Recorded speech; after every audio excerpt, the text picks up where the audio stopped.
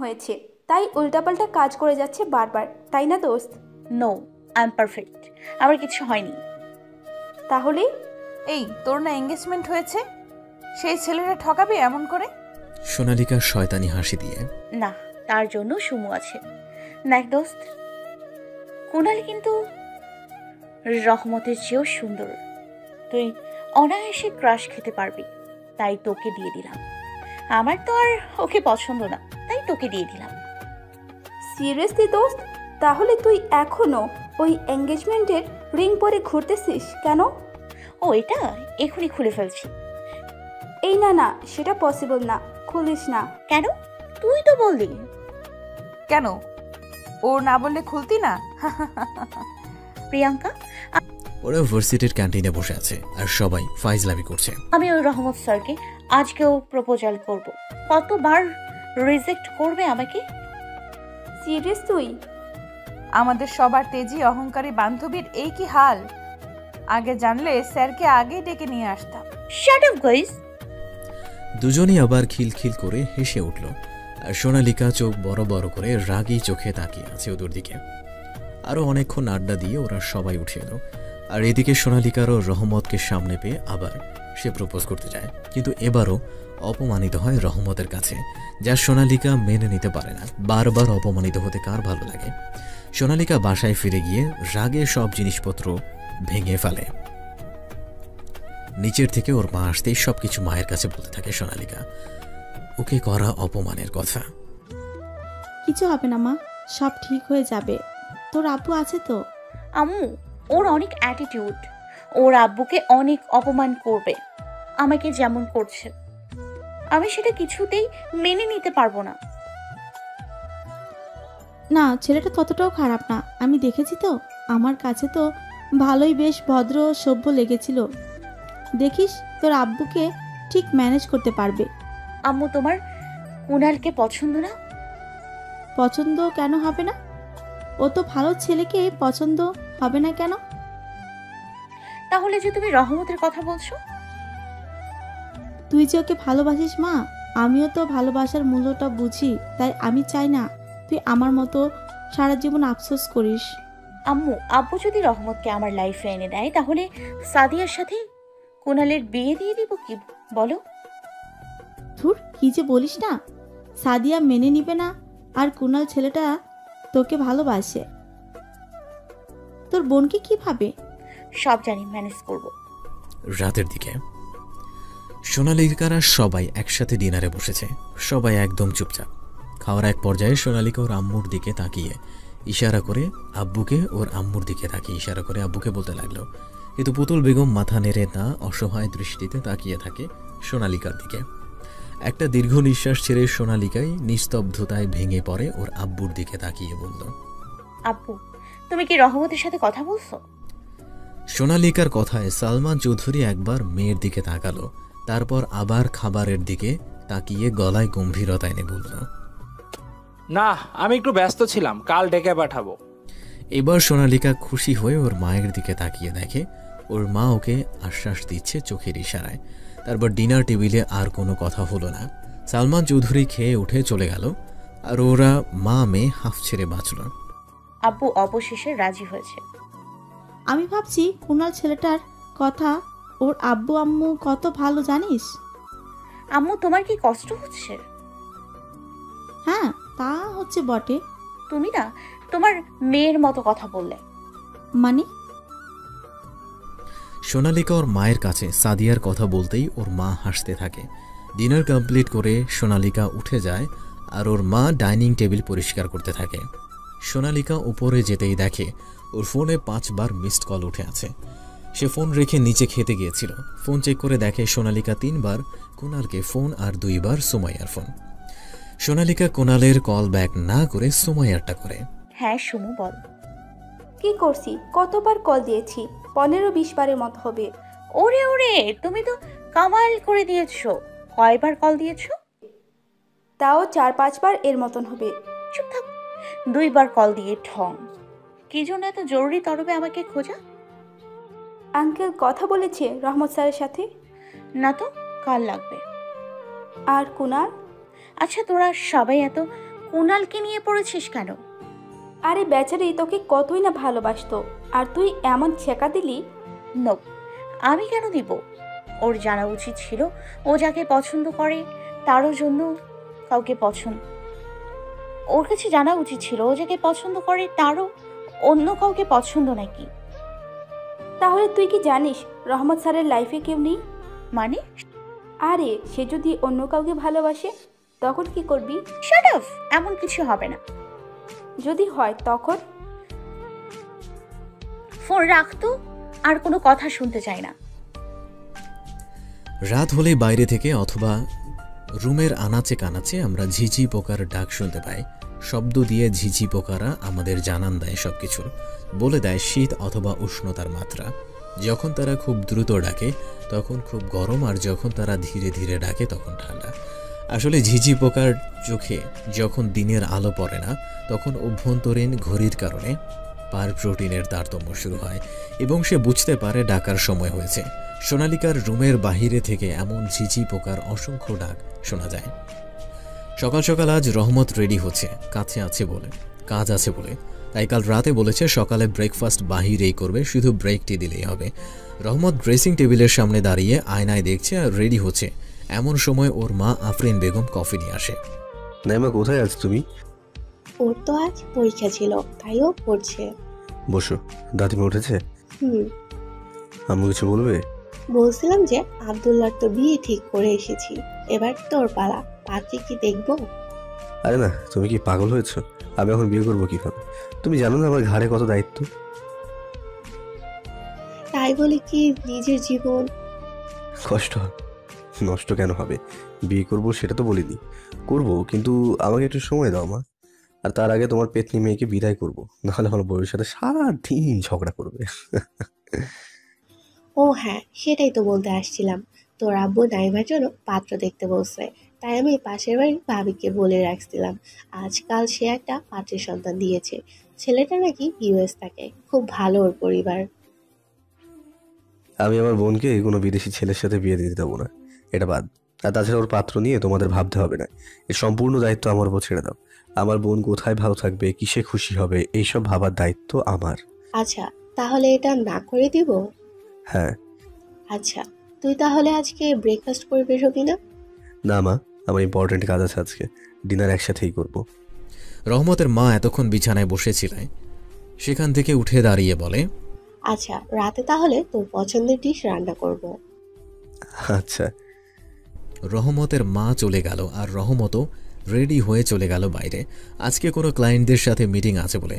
আজকে মিটিং শেষ করতেই ওর অ্যাসিস্ট্যান্ট অভ্রনীল এসে বলল, স্যার আপনার সাথে দেখা করতে এক এমপি এসেছে। আমার সাথে? কোন এমপি? তা তো জানি না, মিটিংয়ের সময় আপনার ফোন আমার কাছে ছিল, তখন আপনাকে কল দিয়েছিল, তাই আমি বললাম স্যার মিটিংয়ে বিজি, পরে দেখা করে, কিন্তু সে ঠিকানা নিয়ে এখানে চলে এসেছে। ঠিকানা দিয়েছো কেন? স্যার আমি কি জানতাম নাকি সে চলে আসবে? আর জানেনই তো স্যার, আমার এসব এমপি চেয়ারম্যান দেখে ভয় পায়, যদি গুলি টুলি করে দেয়। সেটা অভ্রনীল, তাকে বসতে বলো, আমি দেখা করে নেব। অভ্রনীল গিয়ে তাকে অপেক্ষা করতে বলে। তার বেশ কিছুক্ষণ পরেই রহমত যে মিট করে সালমা চৌধুরীর সাথে।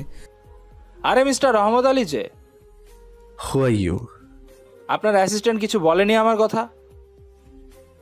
বলেছে। তো আপনি এমপি মানুষ হয়ে আমাদের কাছে কি চান? সালমা চৌধুরী সিগারেট খাচ্ছিল, তাই রহমতের দিকে এগিয়ে দিতে রহমত হাতের ইশারায় ঠেকায়। সে খায় না এমনকি বোঝায়, আমি এমপি। হ্যাঁ, এর বাইরেও আমার একটা পরিচয় আছে, মানে আমি সোনালিকার বাবা। সেদিন আমার মেয়ের বার্থডেতে গিয়েছিলে, চিনতে পারোনি? তুমি আমার ছোট, তাই তোমাকে তুমি করেই বললাম। রহমতের সবই মনে আছে, কিন্তু ধরা দিচ্ছিল না সালমা চৌধুরীর কাছে, তাই সে সহস্রে বলে, তো আপনার পরিচয় জেনে আমার লাভ? দেখো, আমি এখানে আমার পরিচয় দিতে এখানে আসিনি। তুমি নিশ্চয়ই আমার মেয়ে সোনালিকার কথা জানো, সে তোমাকে ভালোবাসে। আর লিসেন মিস্টার সালমান চৌধুরী, আমাকে কে ভালোবাসে না বাসে সেটা আমি জানতে চাই না, কিন্তু এইসব থার্ড ক্লাস কথাবার্তা আমাকে বলতে আসবে না। আমি কি আর আপনার মেয়ে নাকি? আমি কি আপনার মেয়ে নাকি? ও যোগ্যতা আছে আমাকে ভালোবাসার কথা জানাই। আর আপনি কেমন বাবা, মেয়েকে শাসন না করে আমাকে খুঁজতে এসেছেন? আমার মেয়ে হলো তো আমি মেয়েকেই মেরে ফেলতাম। আপনার মতো অন্য কারোর কাছে অপমানিত হতে আসতাম না যেচে। আর আপনার মেয়েকে সাবধান করে দেবেন, নেক্সট টাইম আমাকে এইসব বলা থেকে যেন বিরত থাকে, নইলে।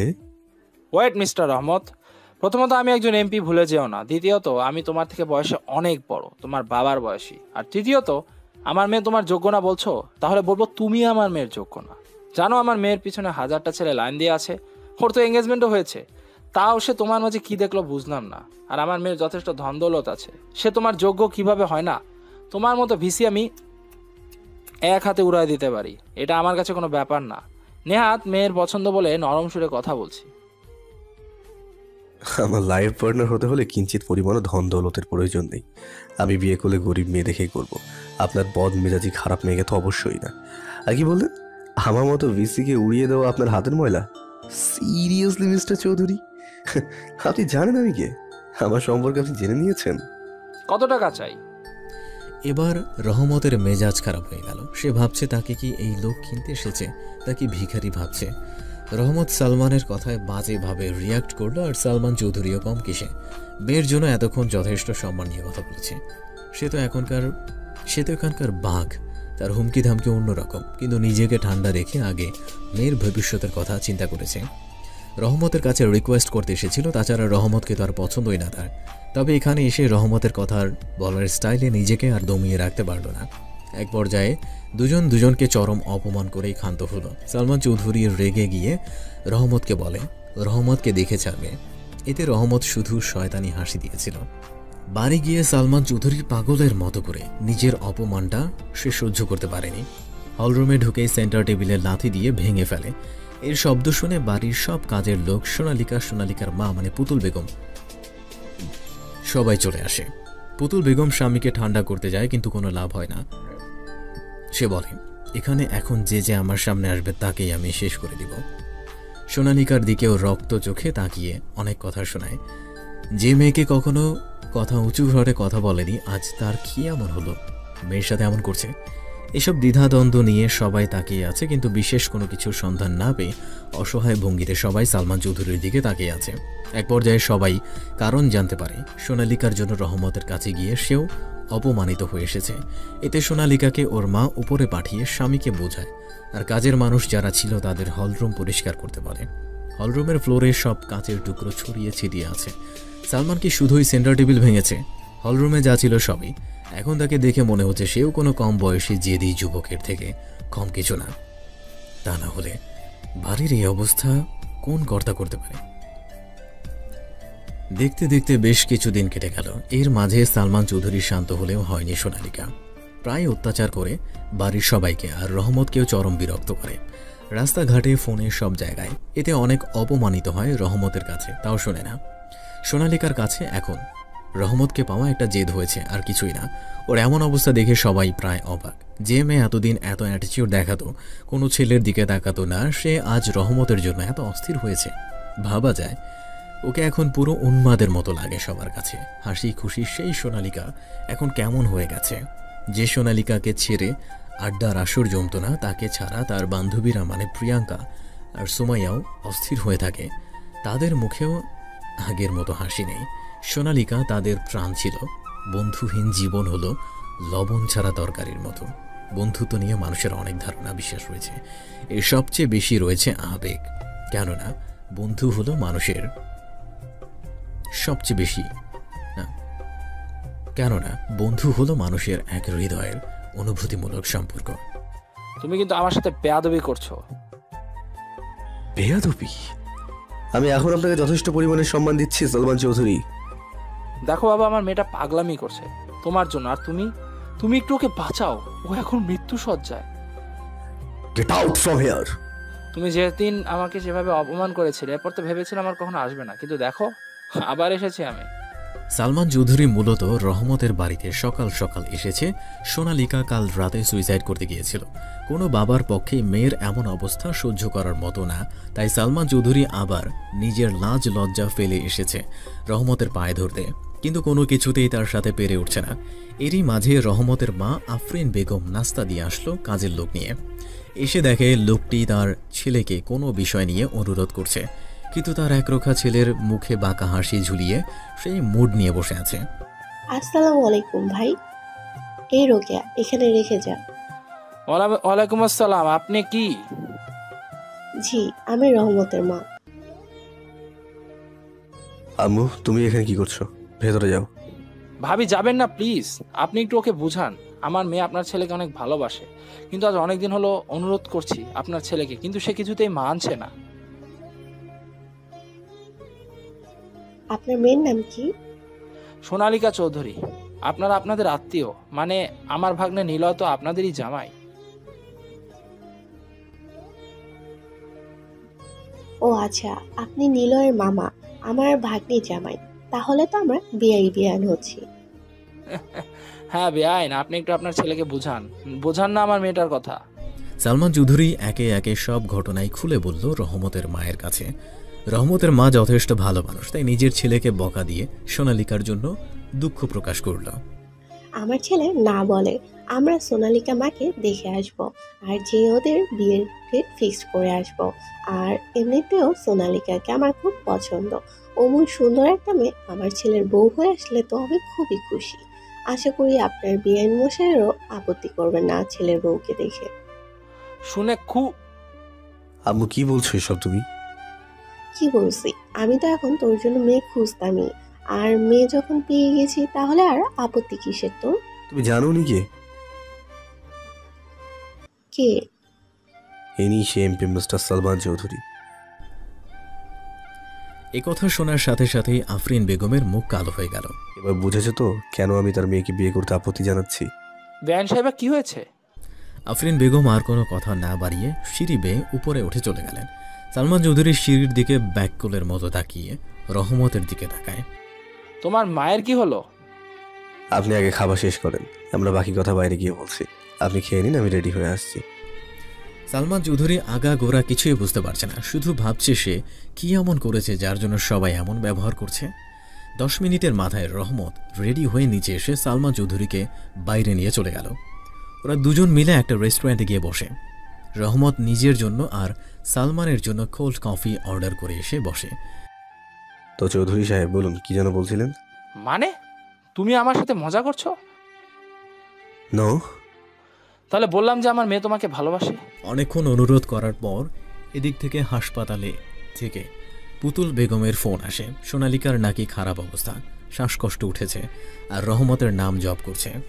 ডক্টর বলেছে ইমিডিয়েটলি রহমত নামের এই ছেলেকে নিয়ে যেতে। তখন সালমান চৌধুরী ভয় পেয়ে যায়, মেয়ের এই অবস্থা যদি 19 থেকে 20 হয় তো সর্বনাশ। তাই রহমতের পা জড়িয়ে ধরে। প্লিজ প্লিজ তুমি আমার মেয়েকে বাঁচাও।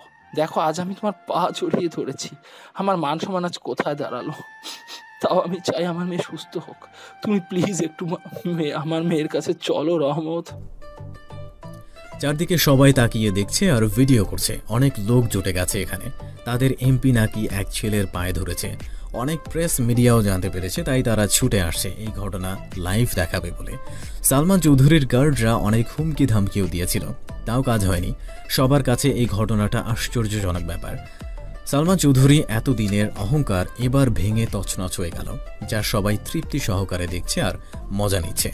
এমন সময় রহমত এক বিশ্রী হাসি দিয়ে বলল, আর সালমান চৌধুরীও এবার প্রতিবারের মতো অসহায়ভাবে তাকিয়ে আছে রহমতের দিকে। যে সালমান চৌধুরীকে দেখে পুরো শহর কাঁপে, সেই কিনা আজ তার সন্তানের বয়সী কোনো ছেলেকে দেখে ভয় পাচ্ছে, তার পায়ে ধরে বসে আছে।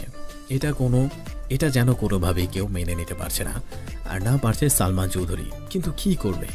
মেয়ে যে তার কাছে সবচেয়ে আপন, তাই লাজ লজ্জা ফেলে এই ছেলের পা জড়িয়ে ধরেছে। তবে রহমত তো আজ খুব খুশি, তার এতদিনের ইচ্ছা এবার পূরণ হলো। সে সত্যি সত্যি জিতেছে, আর জিতেছে তার পরিবার। আরে মনে পড়ে মিস্টার চৌধুরী, আজ থেকে 5 বছর আগের কথা। আমার বড় চাচা সিহাবুদ্দিনও ঠিক একইভাবে আপনার পা জড়িয়ে ধরে কেঁদেছিল। আপনি কি সেদিন বাঁচতে দিয়েছিলেন আমার বড় আব্বুকে? হ্যাঁ বলুন, দিয়েছিলেন কিনা? মানে জানেন না? আমি সেই সিহাবুদ্দিনের আপন ভাতিজা রহমত আলী, ওরফে আর্মি অফিসার রহমত আলী। আমার এতদিনে নাটক এবার শেষ। আমি কোনো ভার্সিটি ভিসি না, আমি হলাম একজন আর্মি গোয়েন্দা। আমার মেইন উদ্দেশ্য ছিল আপনাকে আমার মেইন উদ্দেশ্য ছিল আপনাকে আর আপনার মেয়েকে ট্র্যাপে ফেলানো।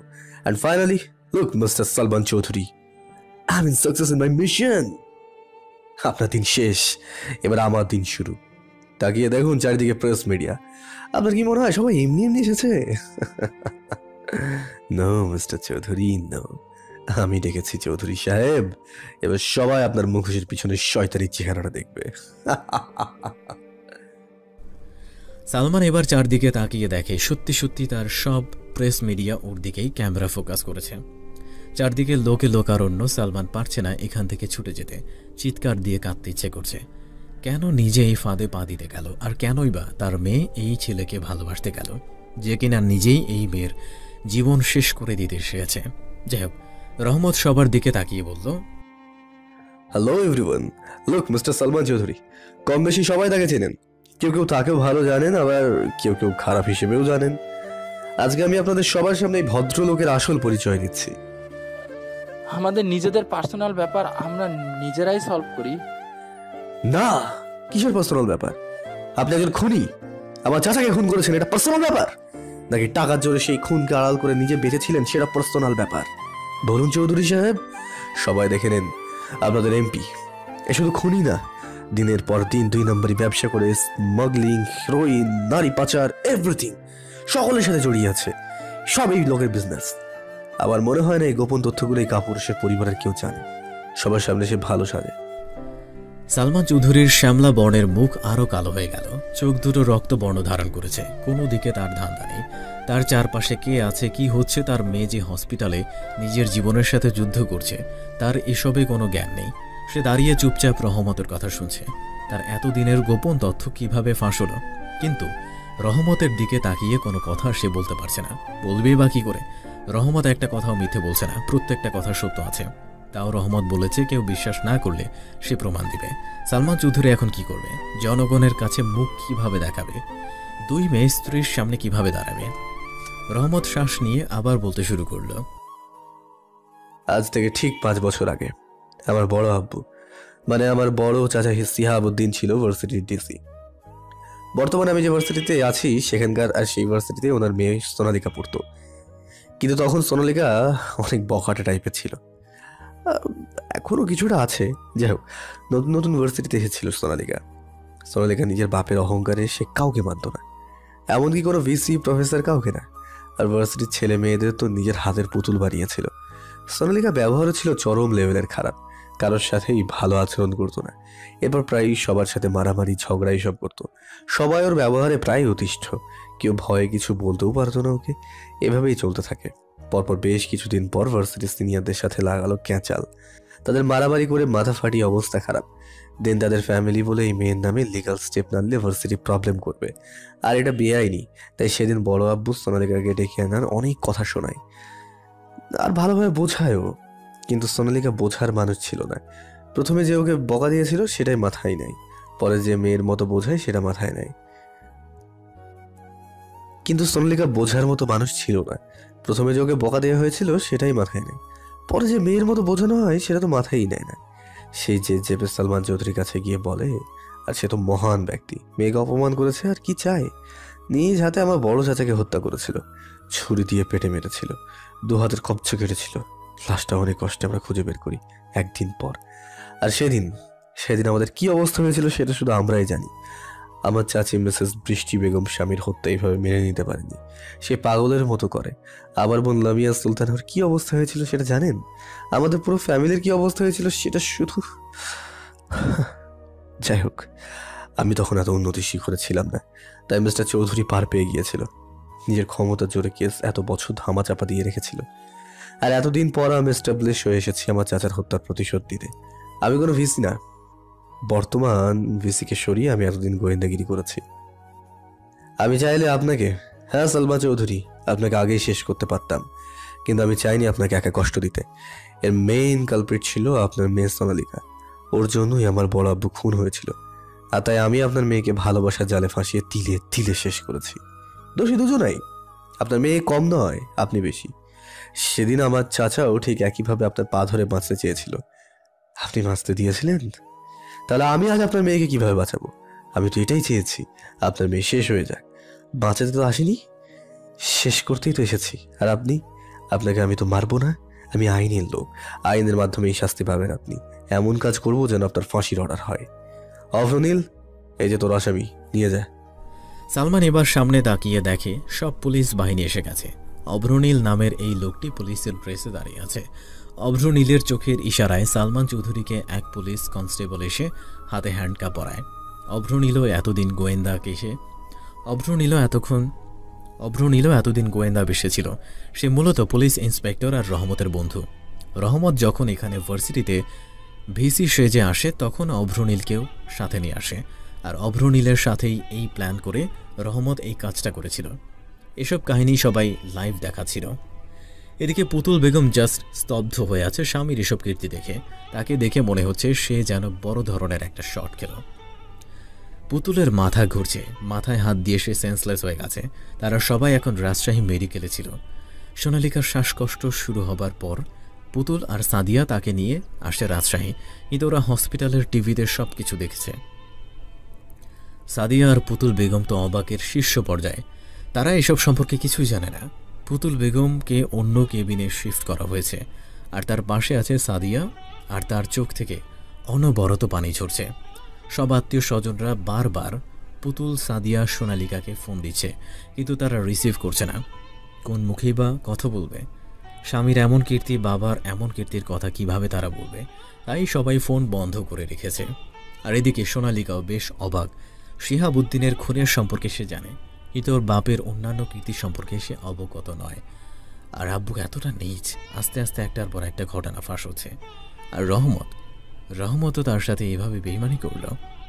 সোনালিকা মানছে সে ভুল করেছিল সে সময়, কিন্তু তার জন্য তো পরে অনেকবার আল্লাহর কাছে ক্ষমা চেয়েছে।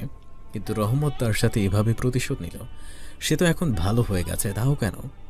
কথায় বলে না, যে যা পাপ করে একসময় তার শাস্তি হিসেবে অবশ্যই ফিরে আসে। সোনালিকার ক্ষেত্রেও তাই ছাড় পড়ল। কিন্তু রাব্বু, তার যে ফাঁসি হবে বলে দিল রহমত, এখন কি করবে তারা? তার মাকে কিভাবে সামলাবে?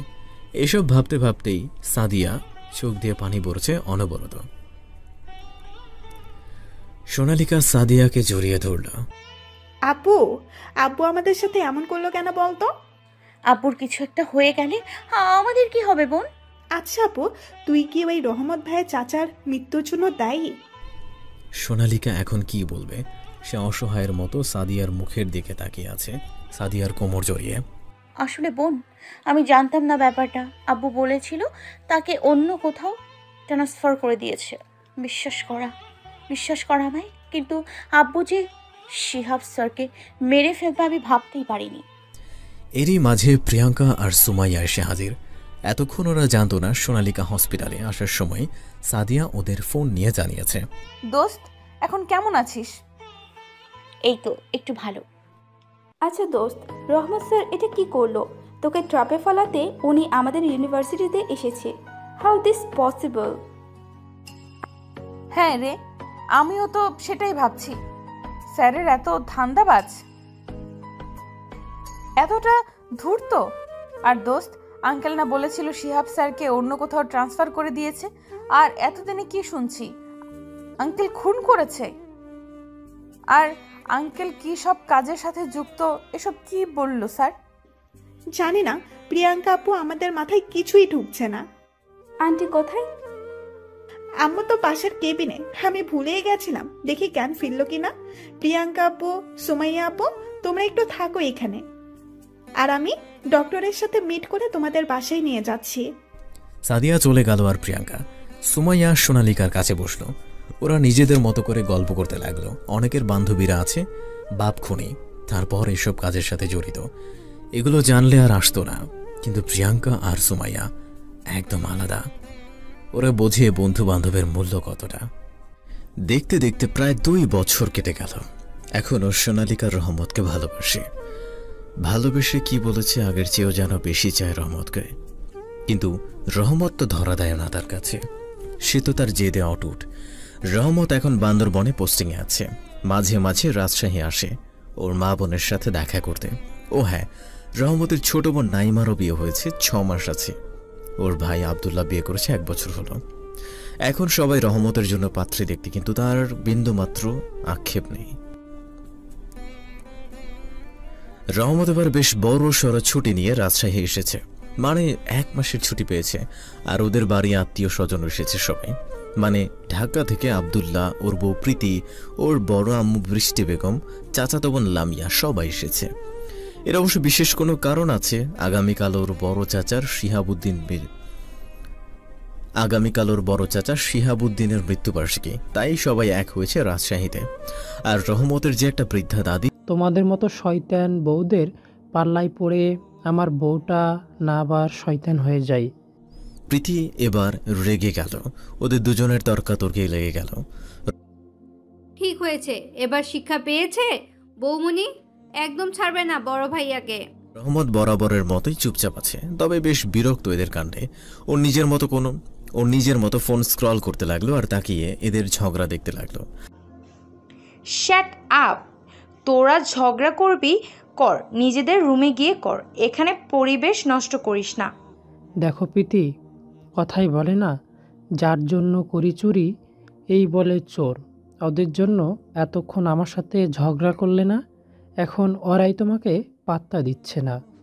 লামিয়া ওর মাথায় একটা চাটি মেরে, তুই তো কম পাজি না, দেখ ছোট ভাইয়ের কাছ থেকে কিছু শেখ, কিভাবে চুপ থাকতে হয়। আব্দুল্লাহ একবার রহমতের দিকে তাকিয়ে, ওই তো প্রতিবন্ধী, এই জন্যই চুপ থাকে।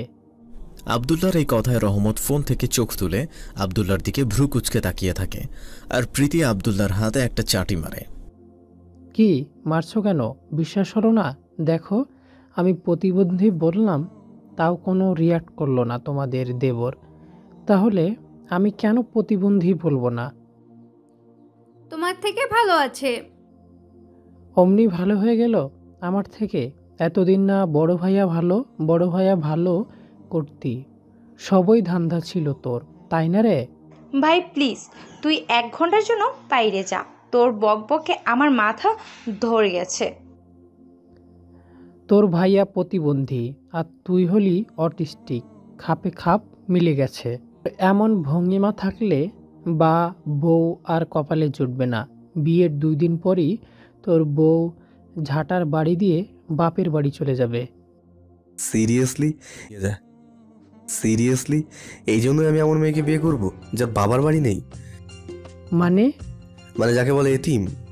রহমত এটা বলে উঠে যেতে নেয়, কিন্তু লামিয়া পেছন থেকে ডাক দেয়, ভাই কোথায় যাচ্ছিস?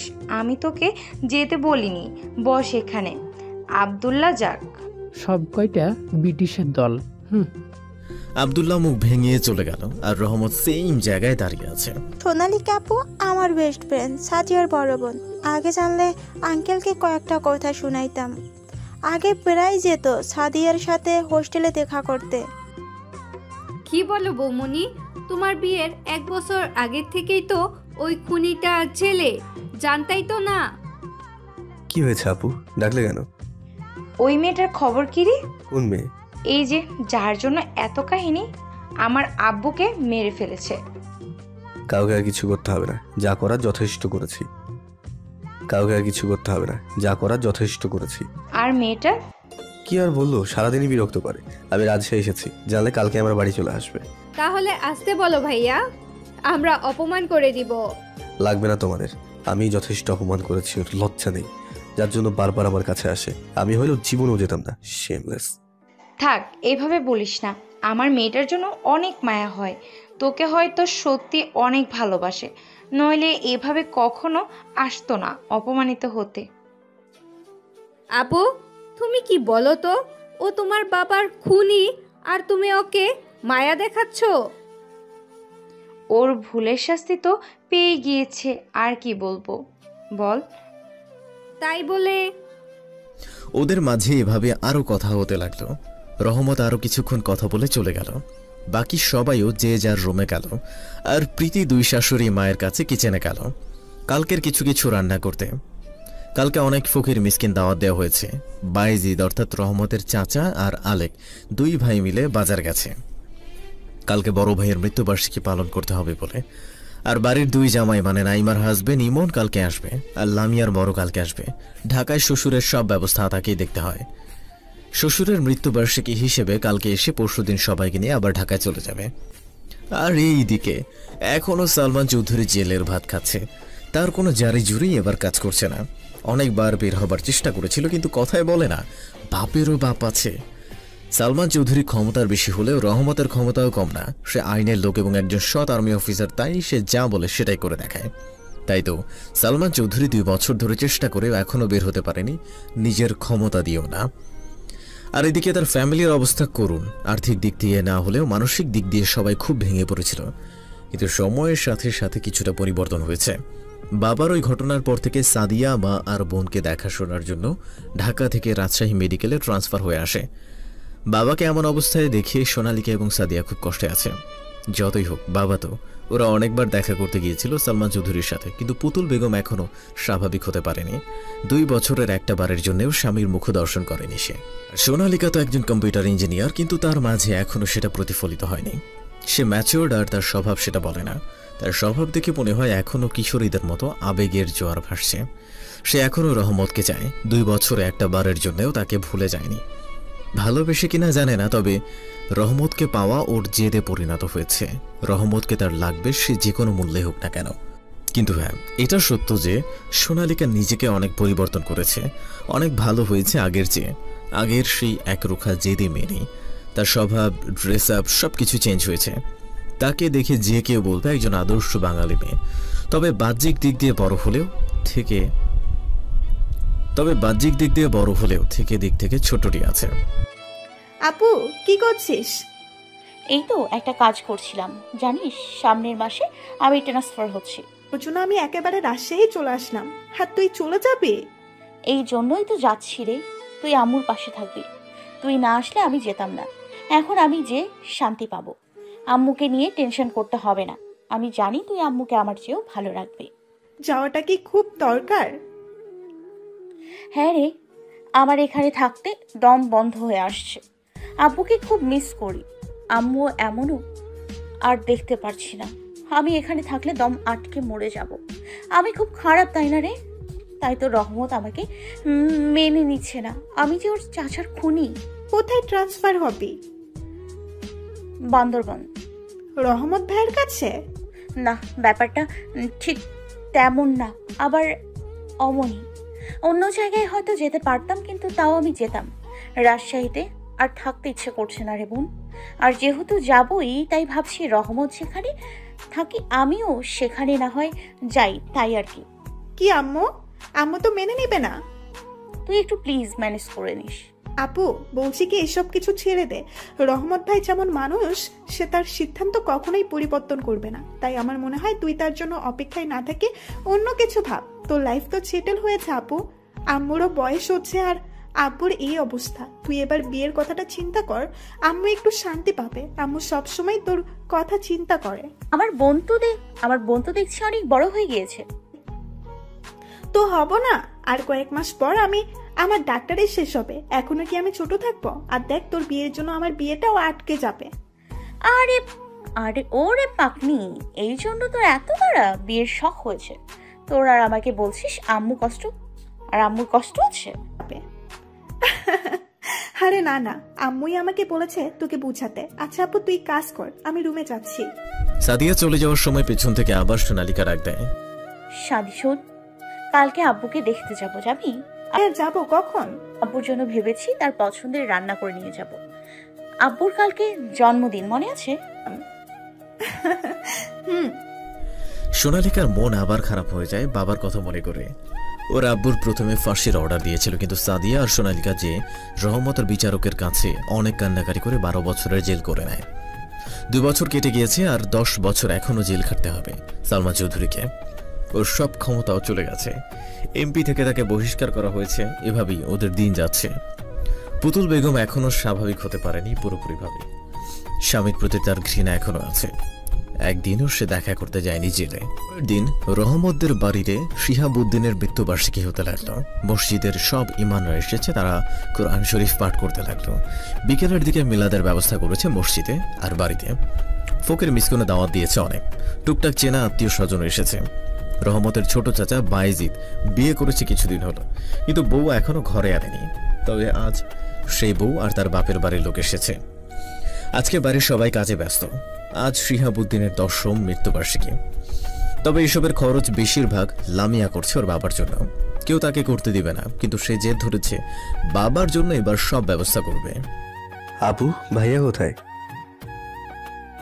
তোর ভাইয়া তো জ্যামে আটকে পড়েছে। মানে কি, কোথায় আছে এখন? আশুলিয়াতে। হাই, ঢাকায় তো ছাড়াই নেই, তাহলে আসতে না অনেক দেরি হবে?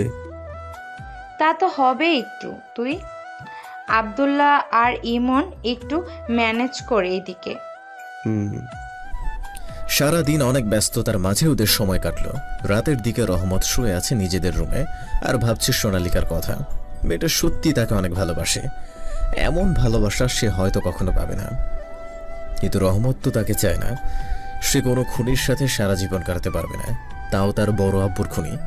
বাবা যে কথা, বড় বাবাও তার কাছে একই।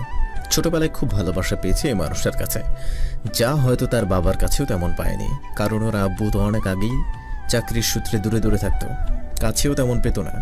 তাই শিহাবুদ্দিন তার ভাইপোদের খুব আদর করত, বিশেষ করে রহমতকে। তাহলে রহমত কিভাবে তার চাচার খুনিকে ক্ষমা করে দেবে? তার ভালোবাসার কথা তো মনের ভুলেও ভাবে না।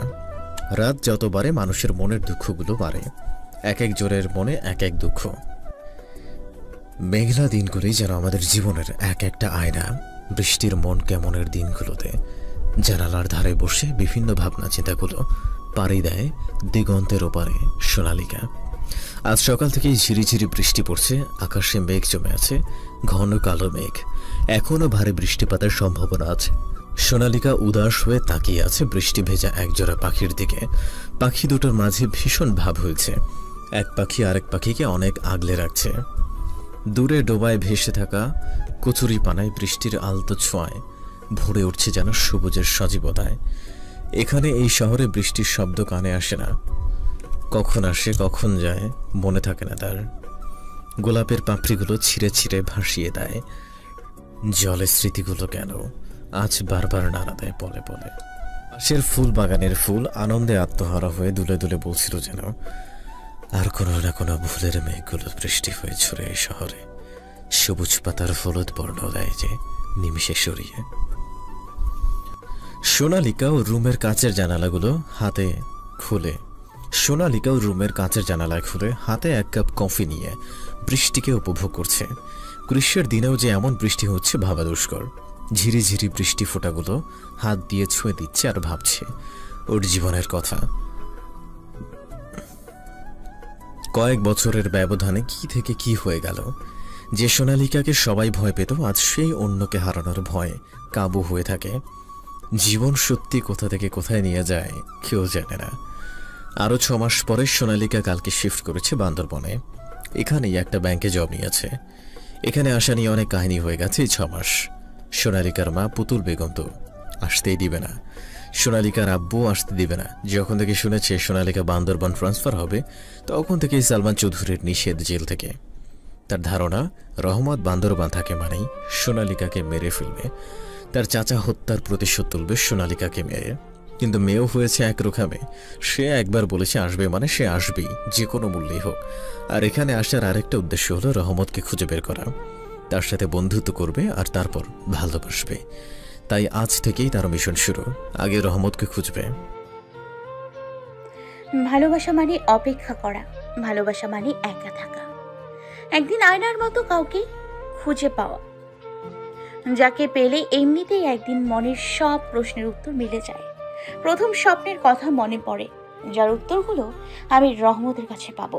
এক ঝলক স্বপ্ন, মনের মাঝে বয়ে চলা সব ভার এক পলকে আকাশে উড়ে উড়ে যায়। উত্তর সে দিতে পারবে। নিজের মনের সত্তার প্রতিরূপ খুঁজে পেয়ে বিকশিত হয় হাসি। এই তো সে, যাকে পেতে নয় নিজেকে দিয়ে দিতে এত বছর তার অপেক্ষায় আছি, যাকে আমি ভালোবাসি, হ্যাঁ খুব করেই চাই। হঠাৎ করে সোনালিকার ফোন ভাইব্রেট করে ফোন কেঁপে কেঁপে উঠল। সোনালিকার ধ্যান ভাঙায় সে বিরক্ত চোখে ফোনের দিকে তাকাতেই মুচকি হাসি দিয়ে কল রিসিভ করে নেয়। হ্যাঁ বল। আম্মু অনেক কান্নাকাটি করছে আপু। আম্মু কোথায়? আছে, বাট তোর সাথে কথা বলবে না, অভিমান করেছে।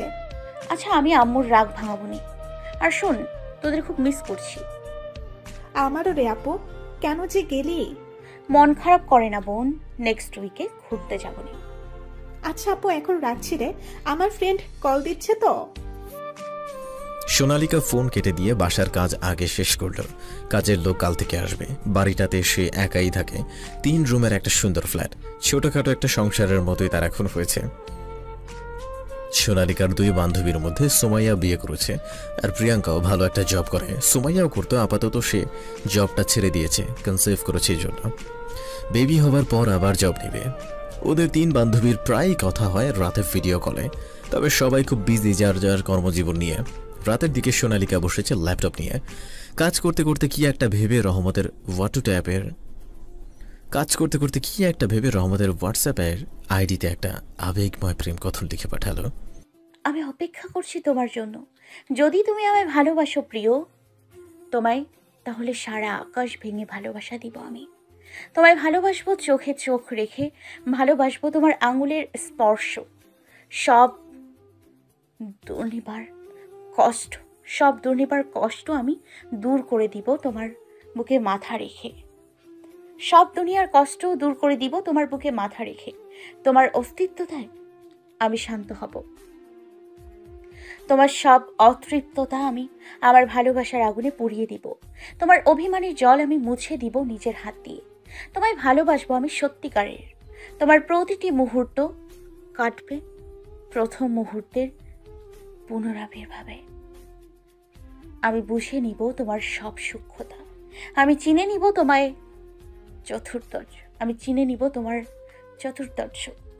আমি বাস্তব করব তোমার কল্পনা। রহমত, আমার মনে হয় তোমাকে আল্লাহ পাক আমার জন্যই তৈরি করেছে। কারণ তুমি যদি আমার সে না হও, তবে কেন তোমাকে পেয়ে এত ভালো লাগে? তুমি যদি আমার সে না হও, তবে কেন তোমার জন্য পুরো পৃথিবীর বিরুদ্ধে একা দাঁড়াতে দ্বিধা নেই আমার যদি তোমার জন্য না হই, তবে হৃদয় কেন বলে আমি তোমার জন্য? আমার মস্তিষ্ক কেন বলে শুধু তুমি? আমার মস্তিষ্ক কেন শুধু তুমি বিরাজ করো? কেন আমার স্বপ্নে শুধু তুমি? অদেখা ভবিষ্যতে শুধু তুমি। আমার হৃদয় কেন অবিচল সব সময়? জানো রহমত, আমি কখনো তোমার হাত ছুঁয়ে দেখিনি, কখনো একসাথে হাসিনি, কখনো একসাথে কাঁদিনি, একসাথে কখনো বৃষ্টিতে ভিজিনি, তবুও তোমায় ভালোবাসি। মৃত্যু পর্যন্ত আবার এর পরেও আমি এসছি। তোমাকেও এবার আমার কাছে ধরা দিতে হবে রহমত, যেখানেই থাকো না কেন। মেসেজটা দ্বিতীয়বারের মতো পরে সেন্ড করে দিল রহমতকে। ফিল করে বুঝল চোখ পানিতে ভিজে গাল বেয়ে পড়ছে। নাক টেনে হাত দিয়ে চোখের পানি মুছে ফেলল। কিন্তু সে তো অনলাইনে নেই, যার জন্য এত কষ্ট। হয়তো সে অনলাইনে আসলে দেখবে এসে। ঘড়ির কাঁটায় তখন দুপুর 10টা বাজে। মাথার উপরে সূর্যের রেখাটা ঠিক তির্যকভাবে রোশনি দিচ্ছে। হাতের সাদা কাগজের ঠিকানা দেখে আর গুগল ম্যাপিং করে গন্তব্যে আগাচ্ছে সোনালিকা। তাই সে সড়কের একধার ধরে হেঁটে যাচ্ছে, আর তার পাশে শো শো করে চলে যাচ্ছে সব ধরনের বাইক। রোদের তেজে মাথা ঘুরছে সোনালিকার, চোখ ঘোলাটে হয়ে যাচ্ছে।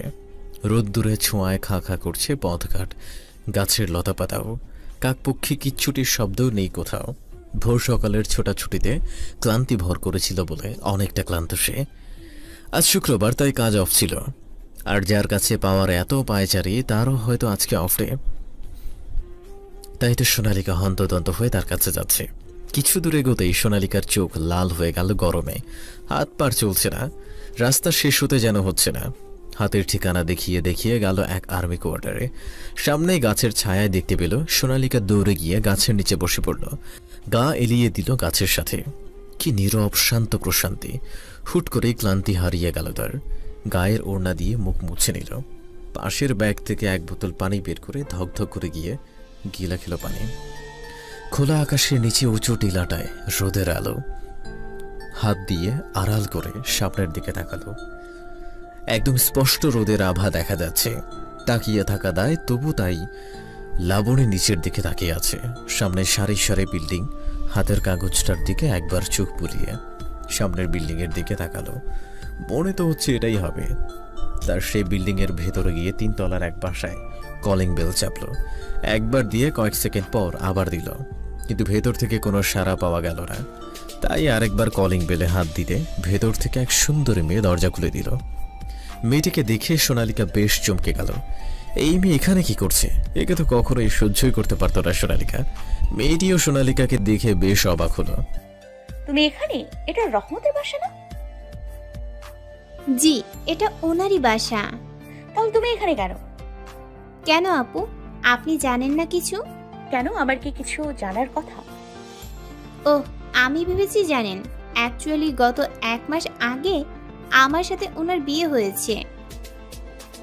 What? Are you kidding with me? No আপি, আই এম সিরিয়াস। সোনালিকার মাথায় যেন এবার আকাশ ভেঙে পড়ল। কি বলছে মিষ্টি? এটা কি করে সম্ভব? কেন এটা করলো রহমত ওর সাথে? মিষ্টিকে দেখে মনে হচ্ছে না ও কোনো মিথ্যে কথা বলছে।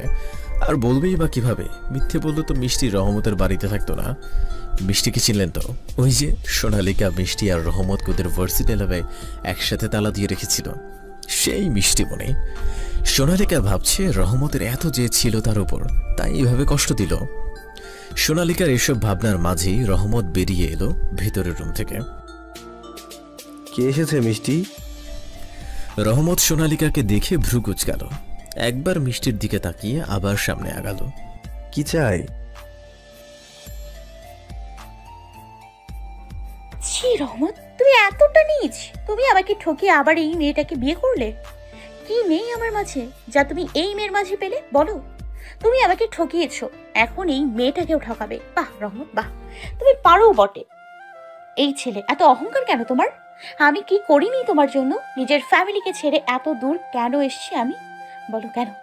আমি এসছি শুধুমাত্র তোমার জন্য, আর তুমি গত 2টা বছর হলো আমাকে ইগনোর করে যাচ্ছ। কেন? কি ভুল আমার? আমার ভুলের শাস্তি তো আমাকে দিয়েছই, আর কি চাই?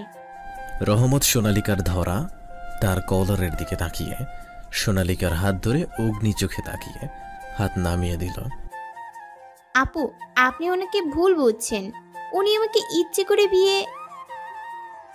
Get lost. আমি যাব না। I say get lost from my front. I also don't go. আপু, তাহলে ভেতরে এসে কথা বলো, বাহিরে এভাবে চিৎকার চেঁচামেচি করো না।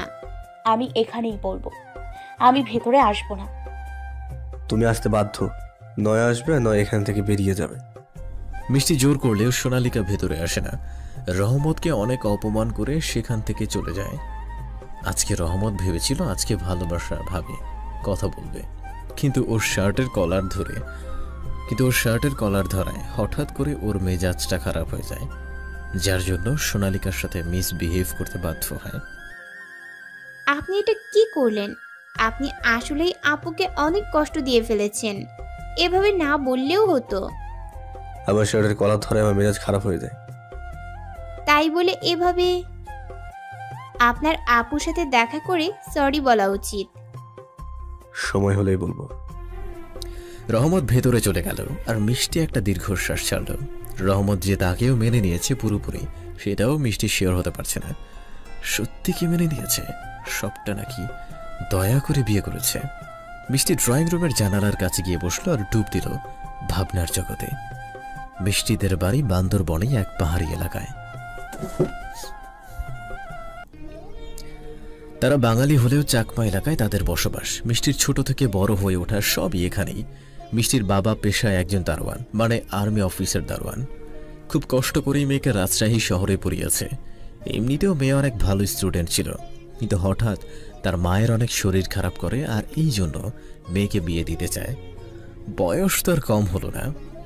মিষ্টি পাহাড়ি এলাকার সব চাকমা বান্ধবীদের তো অনেক আগেই বিয়ে হয়ে গিয়েছে, তাদের মধ্যে মিষ্টিরই দেরিতে বিয়ে হচ্ছে।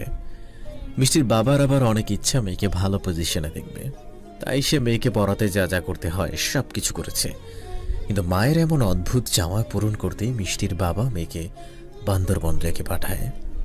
মিষ্টিরও ভালো লাগছিল না, পরীক্ষার শেষ তাই বান্দরবান চলে আসে বাবা মায়ের সাথে দেখা করতে। বড় আদরের মেয়ে সে, একটাই তাদের সন্তান। গরিব হলেও তাদের ভালোবাসার কোনো অভাব নেই। তিনজনের প্রতি তিনজনেরই অসীম ভালোবাসায় পরিপূর্ণ। যাই হোক, মিষ্টি এখানে আসার একদিন পর রহমতের সাথে দেখা হয় ওর। ওদের মাঠেই ট্রেনিং করতে আসে রহমত। আচমকা দেখা হওয়ায় দুজনেই বেশ অবাক হয়। এক পর্যায়ে জানতে পারে রহমত এখানে ট্রান্সফার হয়ে এসেছে। এইভাবেই কিছুদিন যাওয়ার পর মিষ্টি বুঝতে পারে তাকে এখানে নিয়ে আসার কারণ কি। মা যে তাকে বিয়ে দেওয়ার মতো এমন ভয়ানক প্রস্তাব দিবে মিষ্টি ভাবতেও পারেনি।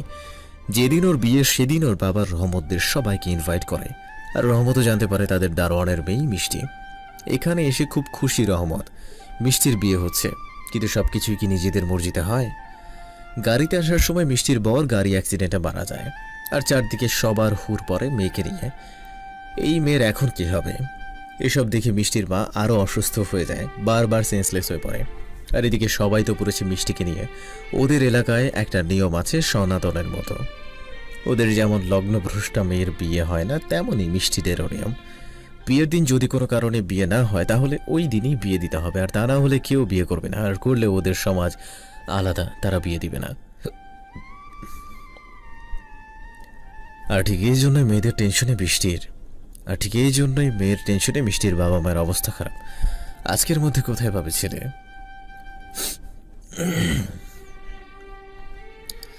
সবাই যখন আকাশ পাতাল ভাবনায়, তখন রহমত ওর সহকর্মীদের মাঝে যারা অবিবাহিত তাদের আলাদা ডেকে নিয়ে বিয়ে করার প্রস্তাব দেয়। কিন্তু তারা নিঃসংকোচে না করে দেয়। দারোয়ানের মেয়েকে বিয়ে করলে তাদের মান সম্মান থাকবে না, বাড়িতে ত্যায্যপুত্র করে দিবে। তাই বাধ্য হয়ে রহমত মিষ্টি বাবা মায়ের সাথে কথা বলে। সে বলে যে আপনাদের আর মিষ্টির যদি কোনো আপত্তি না থাকে তাহলে আমি ওকে বিয়ে করতে চাই।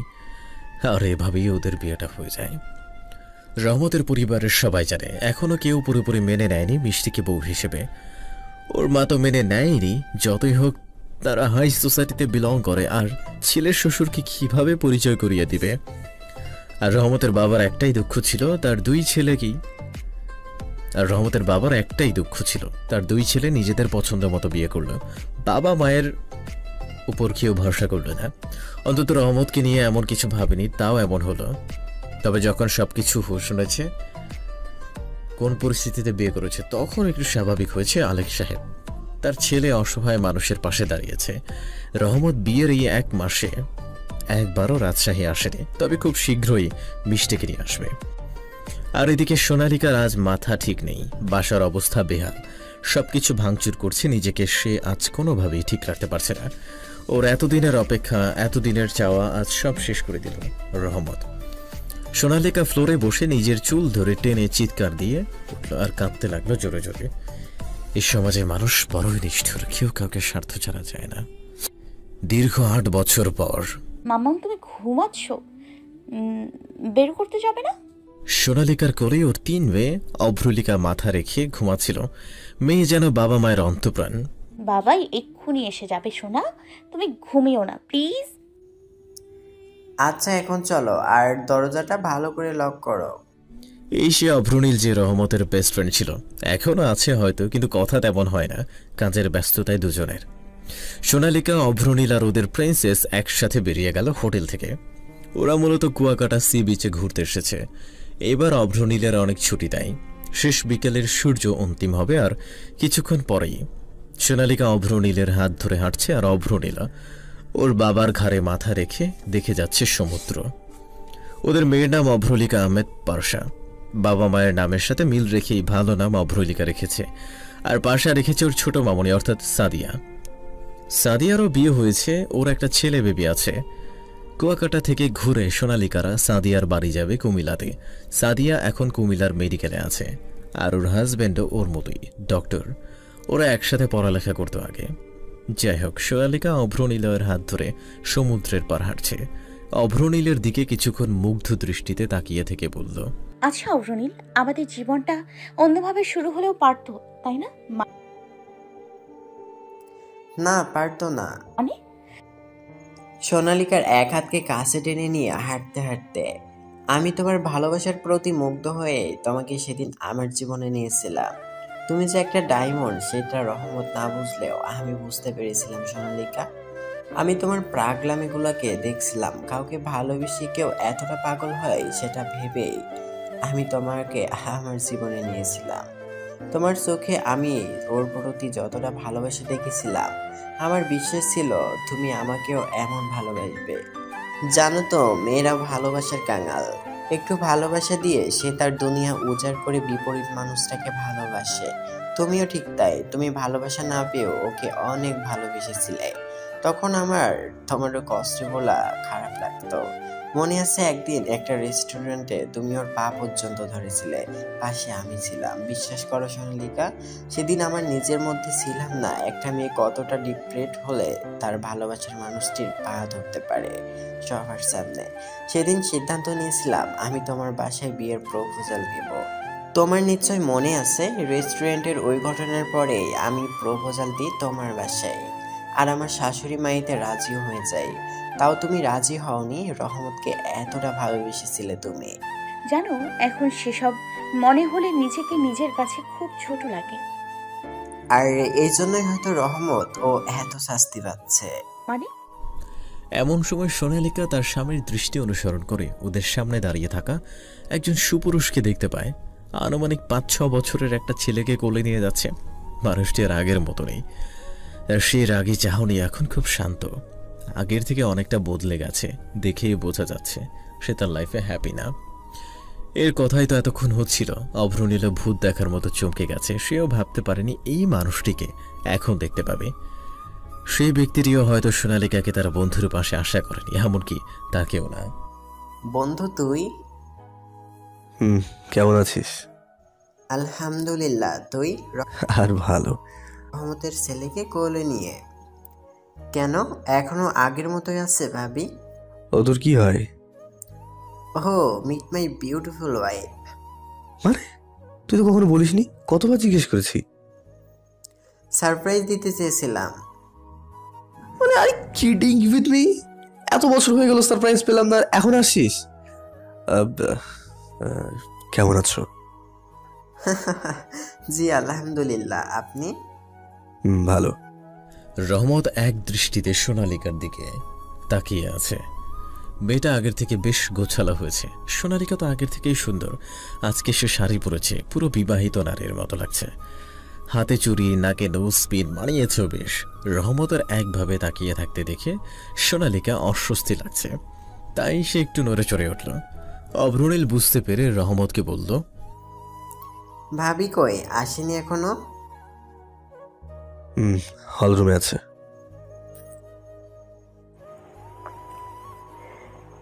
দোস্ত লুক এট মি। ও আমার বউ, ভুলে যাস না তোর ভাবি হয়। আর কারোর দিকে এভাবে কেউ তাকিয়ে থাকলে কারোর স্বামী মোটেও তা সহ্য করবে না। তুইও ঠিক করবি না। এসব এলাও। So please. ও অস্থির ফিল করছে। রহমতের কথায় অভ্রনীলের কোনো দৃষ্টির পরিবর্তন হলো না, সেইম ভাবে তাকিয়েই। সরি সোনালিকা, আমাকে মাফ করে দিও। তোমাকে দেওয়া কষ্টগুলো এবার আমি হারে হারে পাচ্ছি। আই ওয়াজ রং। এই জন্যই আমার এই দুর্দশা। আমি তোমাকে অনেক খুঁজেছি, পাইনি।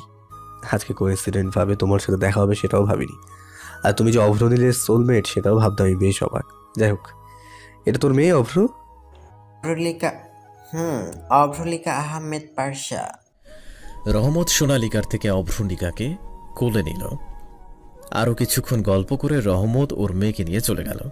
আর সোনালিকা অভ্রনীল আবার হাঁটতে থাকে। সোনালিকার চুপচাপ দেখে অভ্রনীলই বলল, মুড অফ। আচ্ছা অভ্রনীল, ওর ম্যারিড লাইফ নিয়ে হ্যাপি না? না। কেন? তোমাকে কষ্ট দিয়েছি যে এটুকু শাস্তি তো পেতেই হতো। মানে? ওর বউ ভালো না। মিষ্টি? কেন? ও তো মিষ্টি কেন? ও তো অনেক ভালো একটা মেয়ে। আগে ছিল, এখন নেই। আমরা ভেবেছিলাম মিষ্টি অনেক ভালো একটা মেয়ে, কিন্তু কথাই বলে না, গরিব মানুষ একটু বড়লোক হওয়ার সুযোগ পেলেই ধরাকে সরাগান করে। মিষ্টিরও তাই হয়েছে। রহমতের টাকা শুধু উড়াতো, আর ওর ক্যারেক্টারও ভালো না। পরকিয়া করে সে, বুঝলে কিছু? রহমতের মা বাবা ওদের সাথে সম্পর্ক রাখেনি মিষ্টির জন্য। রহমতের বউয়ের জন্য প্রচুর প্যারায় আছে। বাচ্চাটার জন্য ডিভোর্সও দিতে পারছে না, আবার ওকে সহ্যও করতে পারছে না। ইস, আমার কি ওনার জন্য কষ্ট হচ্ছে। উনি আমার সাথে যাই করুক, মানুষ হিসেবে খুব ভালো। আল্লাহ তাআলা এত বড় শাস্তি না দিলেও পারতো। আমাকে আগে কেন বলোনি এসব? আমিও জানতাম না, জেনেছি কয়েকদিন আগে। বিভিন্ন কাজের চাপে বলা হয়নি।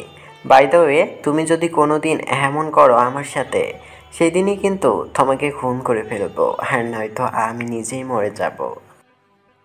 আরে না, তোমাকে কেন ছাড়বো আমি? তুমি তোমার সব, আমার অসময়ে তুমি আমার পাশে এসে দাঁড়িয়েছিলে, তুমি আমাকে ভালোবেসেছিলে, আমাকে আপন করে নিয়ে তোমাকে আপন করে নিয়েছিলাম, আর সেই আমি তোমাকে ছাড়বো? অসম্ভব। এমন কথা মুখেও আনবো না, মনের ভুলেও। আর তুমিও নেক্সটে এসব বলবে না। এখন আমাদের সবচেয়ে বড় সত্যি আমরা একজন বাবা মা, আমাদের একটা মেয়ে আছে, এটা তো মাথায় রাখতে হবে। ওরা নিজেদের মতো করে কথা বলতে বলতে চলে গেল। মানুষ সত্যি অদ্ভুত, কার স্বভাব কখন পরিবর্তন হয় সে নিজেও জানে না। আর রহমতের জন্য অবশ্যই এমন একটা শাস্তিরই প্রয়োজন ছিল। কম কষ্ট দেয়নি সোনালিকাকে। মানুষকে ঠকালে সে নিজেও ঠকে। রহমতকে ঠকাতে না চাইলেও সে অনেক মিসবিহেভ করেছিল সোনালিকার সাথে, আর এই জন্যই হয়তো আজ এমন হয়েছে। আর এই সমাজে অভ্রনীলের মতো মানুষ আছে যে খুব ভালোবেসে আপন করে নিতে পারে।